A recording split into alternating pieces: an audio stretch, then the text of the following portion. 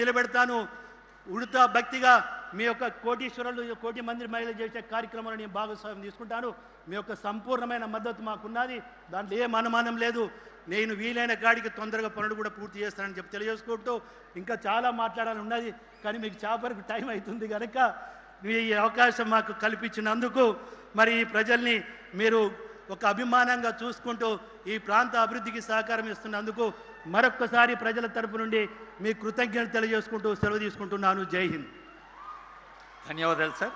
స్థానిక పార్లమెంట్ సభ్యులు శ్రీమతి డాక్టర్ కడియం కావ్య గారి శుభాకాంక్ష. అందరికీ నమస్కారం.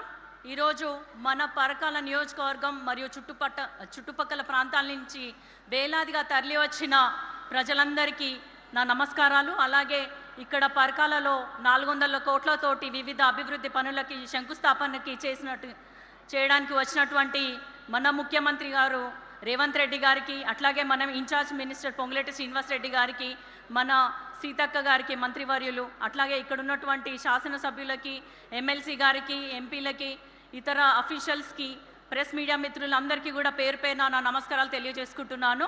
2 ఏళ్ల క్రితము మనము ప్రజాప్రభుత్వాన్ని ఎన్నుకున్నాము. ఇందిరమ్మ ప్రభుత్వంగా అనేక సంక్షేమ పథకాలు చేస్తూనే అభివృద్ధిని కూడా ఎక్కడ వెనకాడకుండా ముందుకు సాగుతుంది ఈ ప్రభుత్వము. ఇది కేవలం రేవంత్ అన్న వల్లనే సాధ్యమవుతుంది. ఎందుకంటే గత 10 ఏళ్ల నుంచి కూడా ఎన్నో కేంద్రం నుంచి రావాల్సిన నిధుల గురించి కానీ, పథకాల గురించి కానీ ఎక్కడ కూడా నిర్లక్ష్యం చేయకుండా 10 ఏళ్ళు మాత్రం పక్కన పెట్టారు. ఇప్పుడు రేవంత్ అన్న వచ్చినాకనే మన కేంద్ర మంత్రుల్ని కలవడంతో పాటు ప్రధానమంత్రిని కలిసినాకనే మనకి మామ్నూర్ ఎయిర్పోర్ట్ కానీ, కోచ్ ఫ్యాక్టరీ కానీ, ఇటు కాకతీయ మెగా టెక్స్టైల్ పార్క్ కానీ రావడం జరిగింది. ఇంకా కూడా ఏదైతే ఎన్నికలప్పుడు వరంగల్ని 2వ రాజధానిగా చేస్తా అన్నారో అదేవిధంగా దాదాపు 6500 కోట్లతోటి వివిధ అభివృద్ధి పనులకి మనకి నిధులు ఇవ్వడం జరుగుతుంది. అన్ని రంగాల్లో కూడా విద్య, వైద్యం, మహిళల కోసం ముఖ్యంగా ఇందిరమ్మ రాజ్యం అంటే ఇందిరా మహిళా శక్తి అనే పేరు వచ్చేలాగా అటు సోలార్ పవర్ ప్లాంట్స్ కానీ, పెట్రోల్ బంక్స్ కానీ, తర్వాత మనకి ఉచితంగా ఫ్రీ బస్ ఇవ్వడమే కాకుండా ఆ బస్సులకి, ఆర్టీసీ బస్సులకి ఓనర్లను కూడా చేసిన ఘనత మన రేవంత్ అన్న ప్రభుత్వంది అని మీరు అందరు గుర్తుపెట్టుకోవాలి.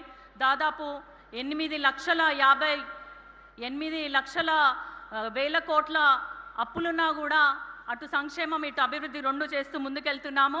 రానున్న రోజులలో కూడా ఇంకో 2 సంవత్సరాలు అనేక సంక్షేమ పథకాలు చేసుకుందాము. అభివృద్ధిని కూడా ఇదే విధంగా వేగంగా ముందుకు తీసుకెళ్తారని నేను నమ్ముతున్నాను. అంతేకాకుండా మనందరికీ తెలుసు పేదవారికి సన్నబియ్యం కానీ, ఇందిరమ్మ ఇళ్ళు కానీ, ఇట్లా చెప్పుకుంటూ పోతే ఎన్నో సంక్షేమ పథకాలు ఉన్నాయి.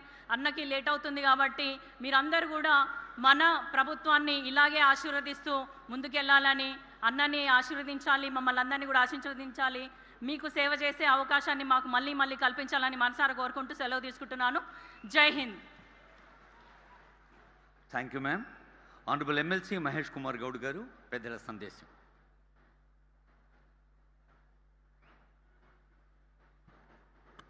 అందరికీ నమస్కారాలు. గౌరవ ముఖ్యమంత్రి శ్రీ రేవంత్ రెడ్డి గారు, స్థానిక శాసనసభ్యులు వేవూరి ప్రకాష్ రెడ్డి గారు, వేదిక పైనటువంటి మంత్రివర్గ సభ్యులు, పార్లమెంట్ సభ్యులు, ఎమ్మెల్యేలు, ఎమ్మెల్సీలు, చైర్మన్స్, సీనియర్ కాంగ్రెస్ నాయకులందరూ కూడా నమస్కారాలు.